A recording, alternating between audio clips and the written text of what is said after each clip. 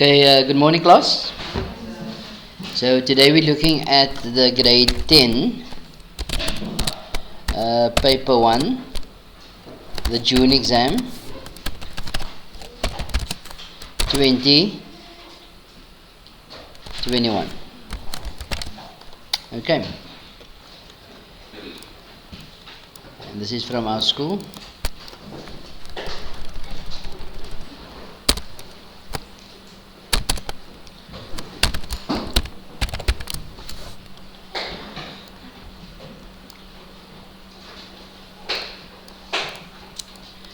Right, the first question says,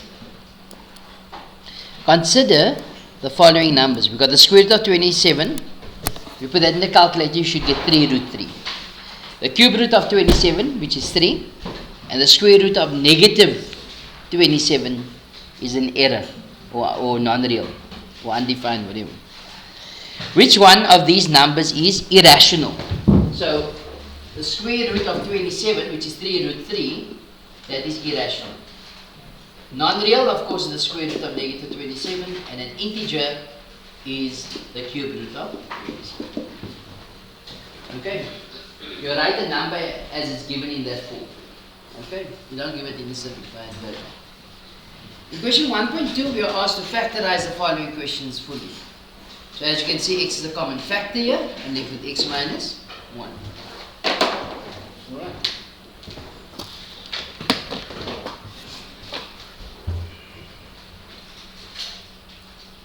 Next question is 1.2.2.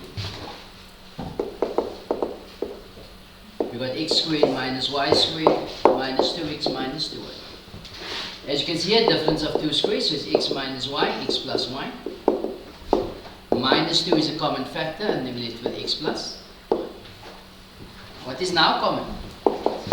X plus y. I'm left with x minus y minus 2.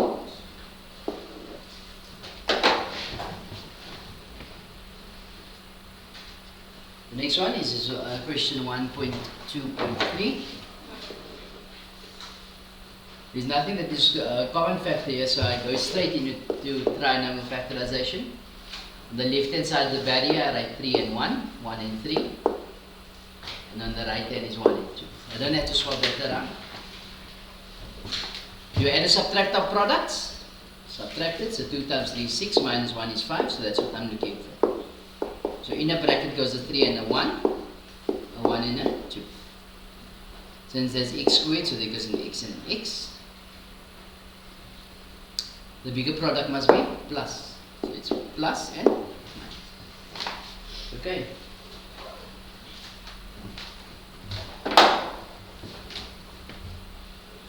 The next question is 1.3. That question says simplify the following expressions fully.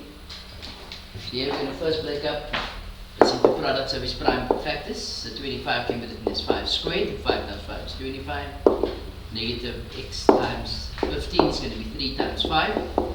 Raise to the x plus 1 over 3 to the x times 5 to the minus x. We'll multiply exponents here. So it's going to be 5, 2 times negative x, negative 2x, times 3, 1 times x is x plus 1 times 5, x plus 1, all over 3 to the x times 5 to the minus x. So when you're multiplying at bases are the same, we add the exponents. When you divide, we subtract. So it's 5 to the negative 2x plus x plus 1. This one is coming up, so it becomes minus minus x, which is plus x times. The 3, only the bases of 3 gets to be brought together.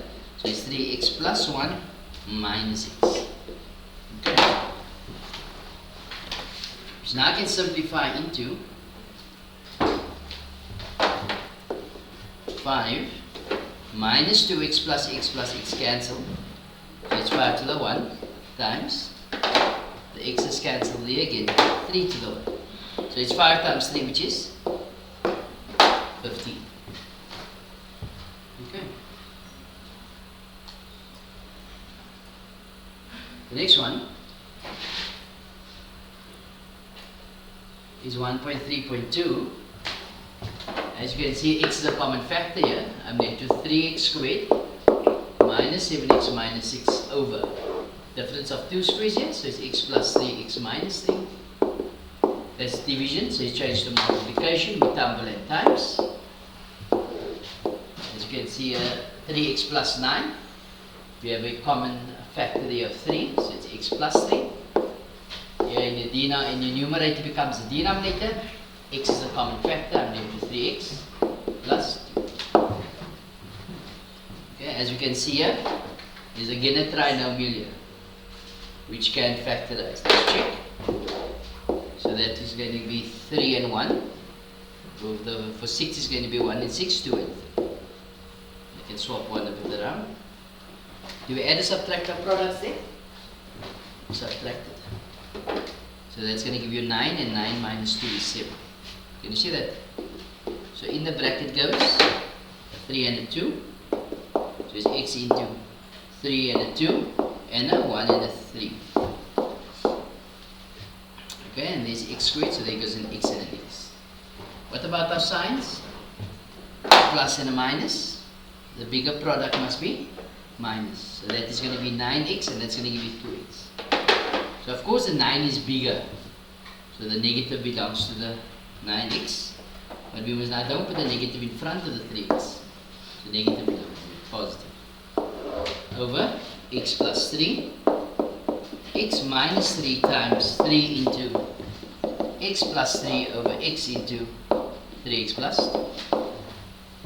So what do we do now? Simplify. Get rid of the brackets. So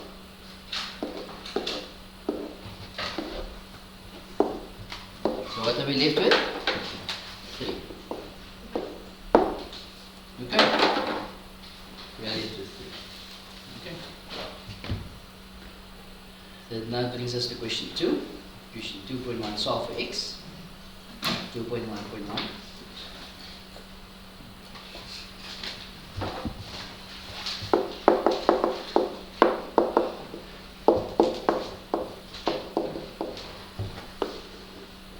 X is one side, number is the other side, so it's going to be negative 3x plus 4x equals 6 minus 2. 6 minus 2 is 4, so x equal to 2.1.2.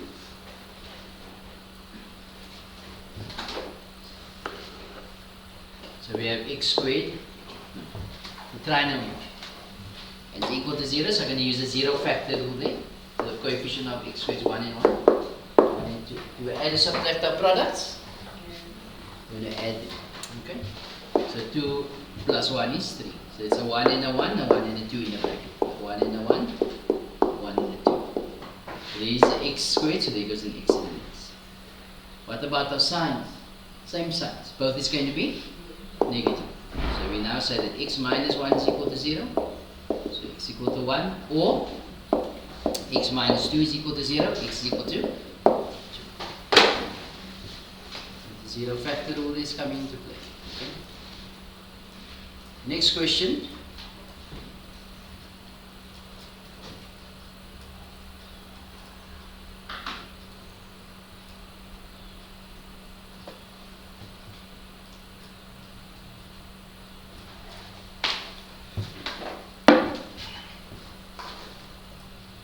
So in 2.1.3, we're given 2x plus 2x minus 1 equals 12.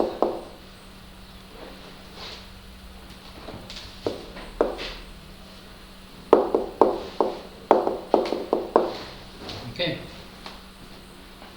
So what we need to do here is break up and factor. So this here can be broken up into 2 to the x times 2 to the negative 1. There's 2 to the x plus 2 to the x times 2 to the negative 1 equals 12.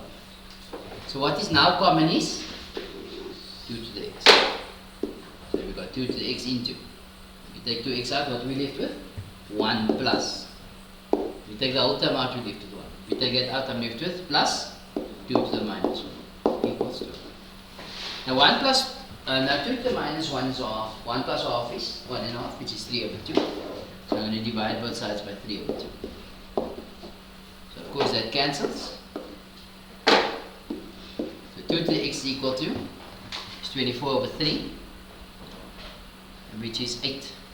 Not so. which implies now that 2 to the x is equal to 2 to the 3. Therefore, x is equal to? Okay. Any confusion here?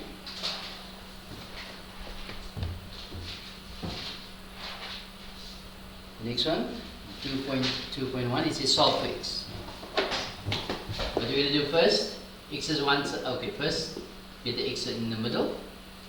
So it's going to be 3x must be greater or equal to negative 11 plus 8. But 3x has to be less than 4 plus 8. 4 plus 8 is 12. That's going to give you negative 3. But remember, 1x on its own. So I divide throughout by 3. So it's negative 1, x and 4. So x has to be greater or equal to negative 1 or less than 3. Or did I need to swap this inequality around? No, why not? Negative.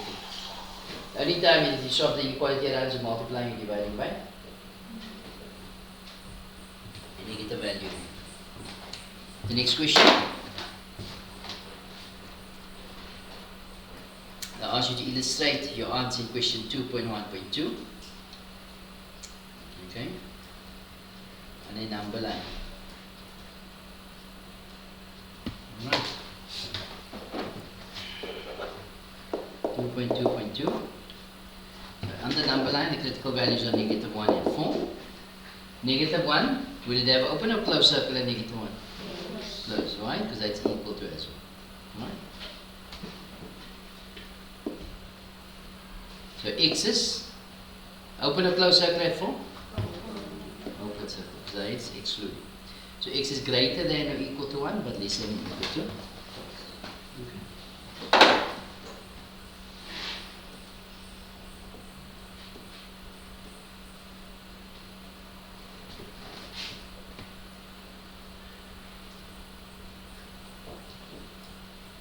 Question 2.3. Solve for x and y simultaneously. Okay? So one of two ways I can do it. I can either do it by substitution or by elimination. I'm going to use substitution. So as I can see here, I can make y the subject of the formula. I could have made x or y the subject of the formula in equation 1 or 2. If I made x the subject of the equation in equation 2, then I'm working with fractions. Okay, which I don't want to do. So let's call this equation 1 and this is equation 2. So I say from equation 2. I'm going to make y the subject, so y is equal to minus 2x plus 5. And this now become equation 3. So what do I do with equation 3? I substitute equation 3 into equation 1. Do I have to say from equation 2 and equation and substitute into equation 3 into equation? No, we don't have to say. So we go, wherever I see a y, I replace it with negative 2x plus 5. So it's 6x plus 7 into 2x plus 5 equals 3. So we get rid of the brackets, we multiply in, so 6x minus 14x plus 35 is equal to 3. So that's going to give you negative. That is 8x equals 3 minus 35 is negative 32. So x is equal to 4. No? What do I do with that? Now substitute x is equal to 4 into equation 3. Why in equation 3? So we already have y as the subject of the formula. So negative 2 times 4 is negative 8. Plus 5 is negative 3. Alright.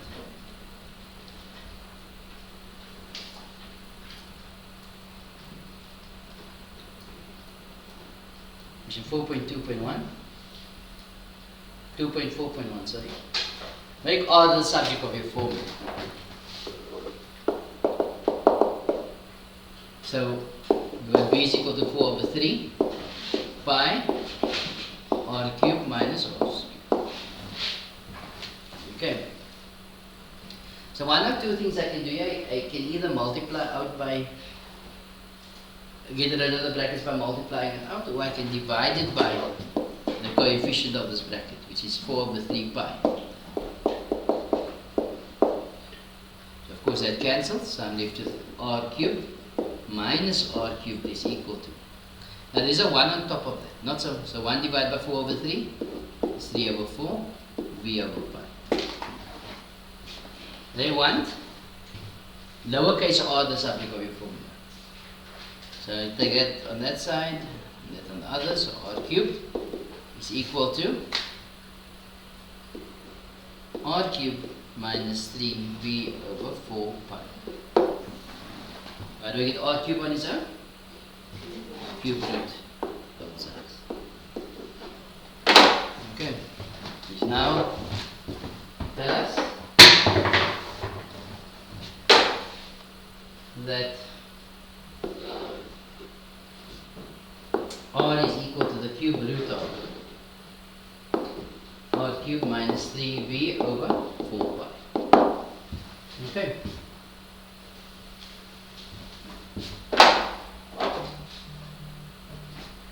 Question 2.4.2. Yes? Is it wrong to write that as The denominator. This could have been written as that as well. Yes. 4 pi r cubed minus 3v. You like it?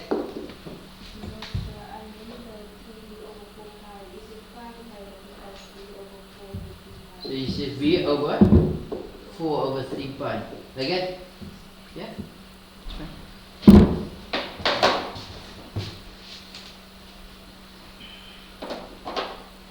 Alright, so the intro otherwise determine the value of r, so lowercase r, if capital R is 1, so it's a cube root of 1 cube minus 3v, which is times 3400 over 4 pi. Okay.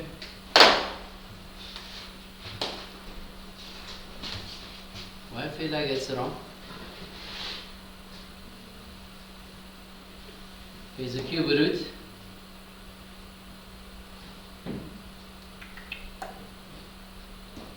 The cube root of 1 minus 3 times 3, 400 over 4 pi. Is that correct? That's according to the memo. That wasn't my intention. Because this is actually, this is a pure calculation, okay, but this is, I don't know if I put the asterisk in, because this is actually a 4 over 3 pi. 4 over 3 is actually the volume of a sphere, no? The volume of a sphere. That was 4 over 3 pi r cubed. No? So what happens here is that there is one circle, a sphere, with another sphere cut out of that circle. This is basically what it says. Okay? So that you got this big sphere and you got another sphere inside that sphere being cut out. That is the scenario that you get such a formula. So this actually I have to go the other way around. Because this r is negative here, it means to say that the circle that we are saying that is being cut out is actually bigger than the circle itself, or the sphere itself. This is basically what's happening here. Okay, but this is according to calculation. Okay. I must have put an asterisk or something there to that sum to show that this is actually not what's happening in reality. I had to actually do it the other way around. Okay. It was my oversight there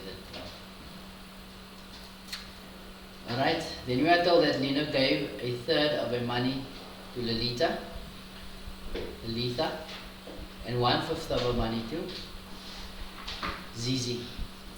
No? Zizi received 28 rand less than Lolita. How much did Okay, so basically, let's say let Lino have X amount. Not so. Gave a third of our money to Lolita. So Lolita gets a third of this. Not so? And 1/5 of our money to Zizi. Zizi is 1/5. Okay. Zizi received 28 rand less than Lolita. So that means to say that Lolita's money minus Zizi's money is going to give you 28 rand. Can you see that? So Lolita got a third X, Zizi got 5th X, and that's equal to 28. Now the solving for X, LCM is 15, so it's 5X minus 3X equals 28 times 15. So 2X is equal to what's 28 times 15? 28 times 15 gives us 420. Divided by 2, so X is going to give you 210. The question is, how much did Lino have originally, which is X? So originally Lino had 210.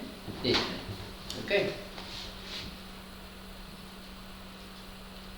Question 3. Question 3, we are told that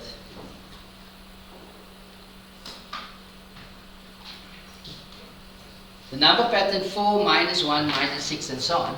Write down the next two terms in this pattern.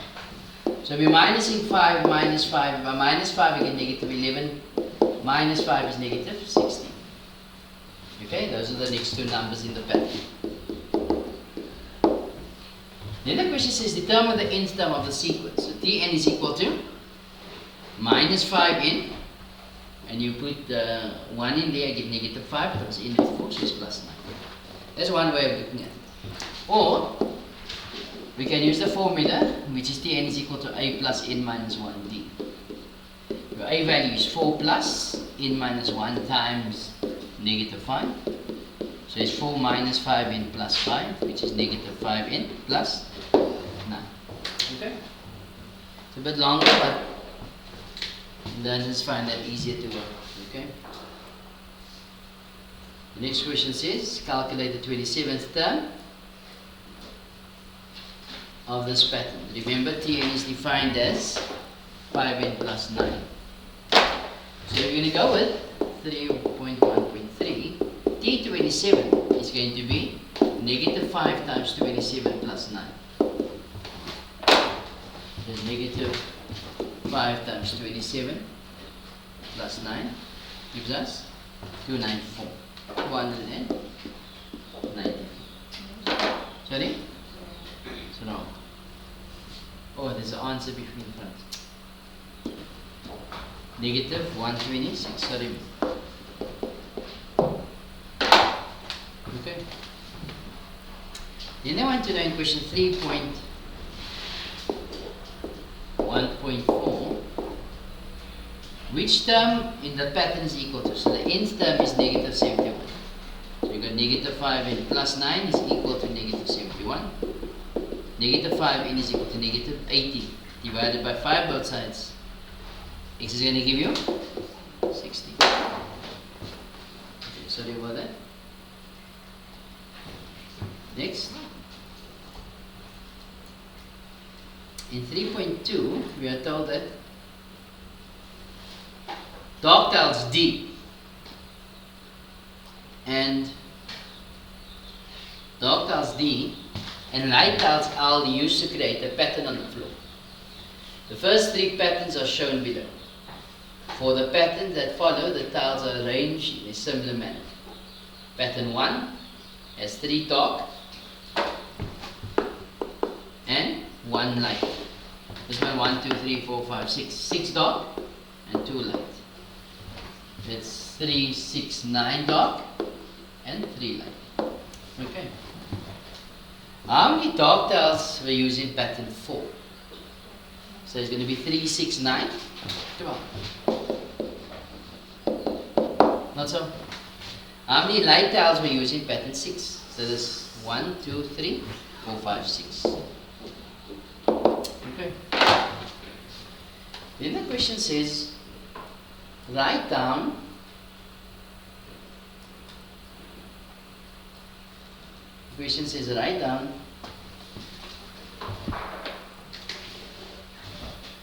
the general term dn for the number of dark tiles used in each pattern. So here we're going 3, 6, 9. So what are we doing? We're adding 3 all the time. Not so? That is 3.2.3. So dn is equal to 3n plus. For term 1 it's 3. So 1 times 3 is 3. For term 2 is 6. 2 times 3 is 6. So the general term for dn is 3n. Did you see that? Determine the number of dark tiles needed in pattern 50. So 3.2.4, so D50 is going to give you 3 times 50, which is 150 tiles. Dark tiles. You all okay with that? Right, next.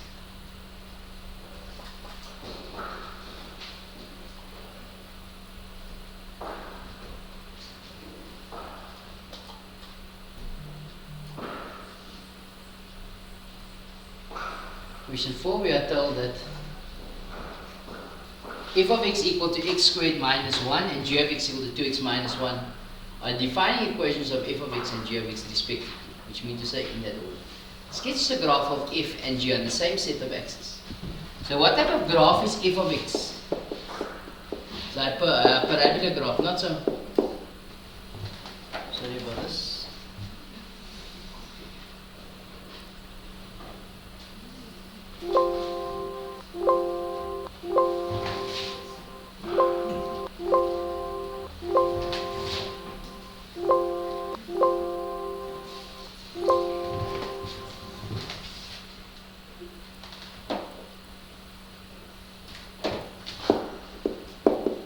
Okay, so firstly we're going to work out the x-intercept. We did? Y equal to 0. Remember this graph is smiling. Eh?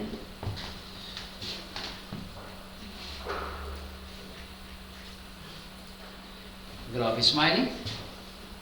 So we have 0 is equal to x squared minus 1. So what can we do here? Difference of 2 squares is x plus 1, x minus 1. Then we work out the y-intercept. What do you do for y-intercept? X equal to 0. So f of 0 is going to be 0 squared minus 1, which is negative 1. We are asked to draw the graph, so we've got the y and x axis here. By approximation, x is approximately 1 there, and minus 1 there, whilst x is minus 1, which is about the same measurement there. So from the turning point we normally draw. Okay. Move this up a bit. Okay. The bodies are not properly aligned. Our stuff is not in line basically. Okay, but that's what it looks like. Okay, you all agree with that? Then we go with g of x. What do you do for g of x? Same story. G of x equals 2x minus 1. So you say x-intercept. What do you do for x-intercept? Y equal to 0. So 0 is equal to 2x minus 1. So x is half. Okay. Then the y-intercept. What do you do for y-intercept? X equal to 0. So you've got g of 0 is going to give you 2 times 0 minus 1, which is negative 1. So they're going to have a common y-intercept. This is a graph of g of x. Of course, that graph you can draw with a straight line. Otherwise, the parabola is a curve, smooth curve.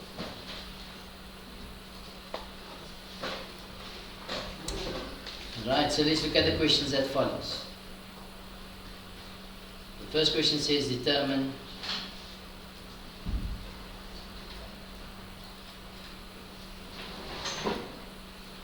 Determine the coordinates of the point of intersection of the graphs of f and g. Determine the coordinates. So later on you'll see there that these 2 points will overlap here. Not so? So how do you work out points of intersection? So the 2 graphs equal to each other. Okay. So we're going to say f of x is equal to g of x. Okay. So the equation of f of x is x squared minus 1. The equation of g of x is equal to 2x minus 1. Not so? Bring everything over the equal sign. Becomes x squared minus 2x minus 1 plus 1 is equal to 0. That cancels. Take out x as the common factor. So it's x minus 2 is equal to 0. So x is equal to 0 or x is equal to 2. Why do we have 2 points? Because there's 2 points of intersection. Okay, but the reader of this graph is going to look something like this. And now I've got a better understanding of what the graph is going to look like. Whoops, that's actually going through there.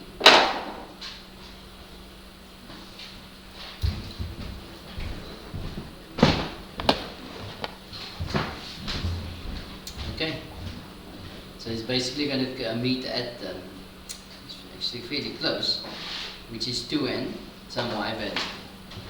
And again, y2 values, the 0 is actually here. Can you see that?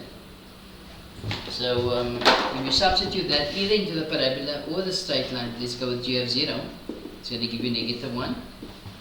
Or g of 2 is 2 times 2, which is 4 minus 1 is 3. The points of intersection is 0 and negative 1 and 2 and 3. Okay.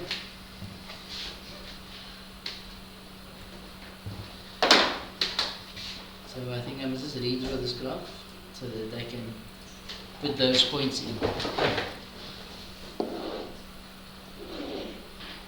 the parameter first.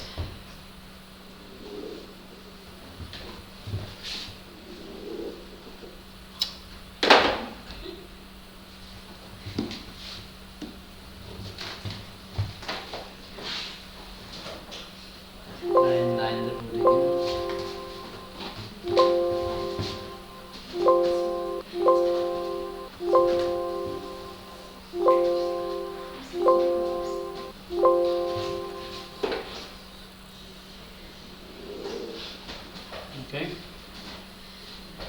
So this is your f of x graph. Well, g of x is going to go through there, of course. There we go. Okay. So this was negative 1, that was negative 1, 1. And of course that point we now know is 2 and 3. Can you see that, people? Any confusion? No?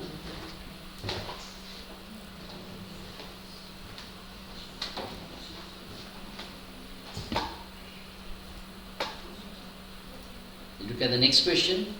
In 4.3, it says for which values of x is f of x greater than or equal to g of x? Okay. So that means to say that the g of x graph must be on top of the f of x graph. Now looking from on top, you pretty eyelashes, yes. Looking from on top, you must see which, from the side we can see that f is on top of g. Can you see that? We look here, and you notice here it's where it changes at 0. Can you see that? You know what you notice? G is on top of f. On the other side of this point of intersection, what do you notice? F is on top of G again. Can you see that, people? So what do they want to know? They want to know where is G of x on top of f of x. So G of x is on top of f of x from 0 till which value? 2. Which x value, people? Why you say 3? What's wrong with you? So 4.3, x is greater than 0 but less than 2. You see, there's an equal sign. Are they equal at 0? Yes. Are they equal at 2? Yes. There we go. 4.4. Write down the expression of